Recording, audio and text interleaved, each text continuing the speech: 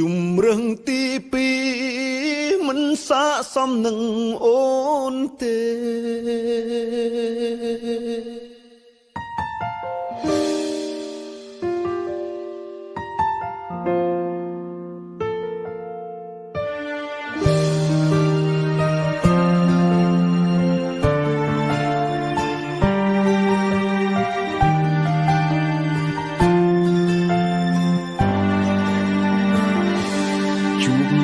បងម្ដងអូនប្រឹងសំ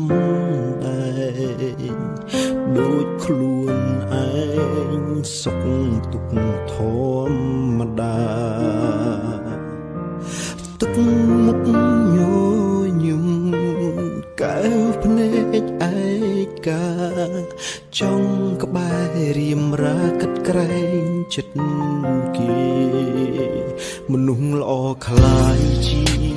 ជុំរឿងទីពីរស្នេហាជួបអូនក្រោយគេ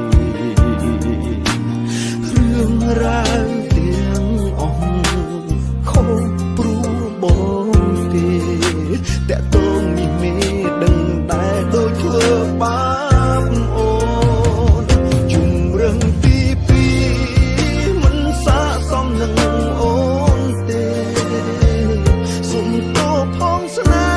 ហ៍ដែលបងអាត្មានិយមគ្រាកន្លងបងស្រឡាញ់អូនទាំងជាស្រីកុំដកអារម្មណ៍មិនខ្វល់ថាអនាគតមុំទៅជាយ៉ាងណាអាណិតអូនខ្លាំងទើបបងខំឲ្យអូនឃ្លី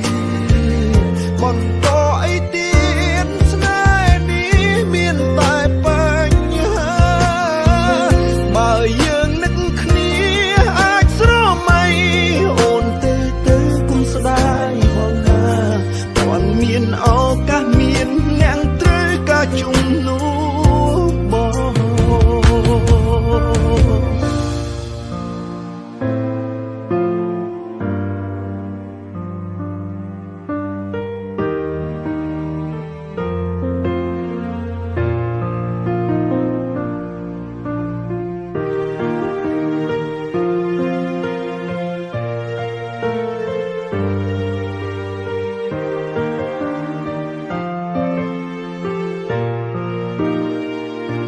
មនុស្សល្អខ្លាយជាជុំរឿងទីពីរស្នេហាជួបអូនក្រោយគេរឿងរ៉ាវទាំងអស់ខុសព្រោះបងទេតែតងនេះមេដឹងដែរដូចធ្វើបាបអូនជុំរឿងទី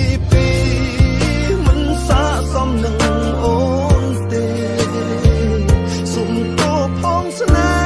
ហ៍ដែលបងអាត្មានិយមគ្រាកន្លងបងស្រឡាញ់អូនទាំងជាស្រីកុំដកអារម្មណ៍មិនខ្វល់ថាអនាគតមុំទៅជាយ៉ាងណាអាណិតអូនខ្លាំងទើបបងខំឲ្យអូនឃ្លីបន្តអីទៀតស្នេហ៍នេះមានតែបញ្ហាបើយើងនឹកគ្នាអាចស្រមៃអូនទៅ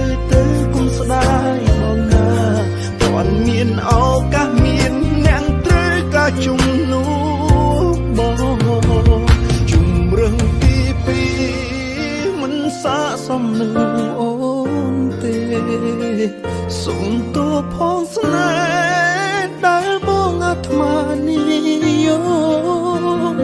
គ្រាកន្លងបងស្រឡាញ់អូនទំជាស្រីកុំដកអារម្មណ៍មិនខ្វល់ថាអនាគតមុំទៅជាយ៉ាងណាអាណិតអូនខ្លាំង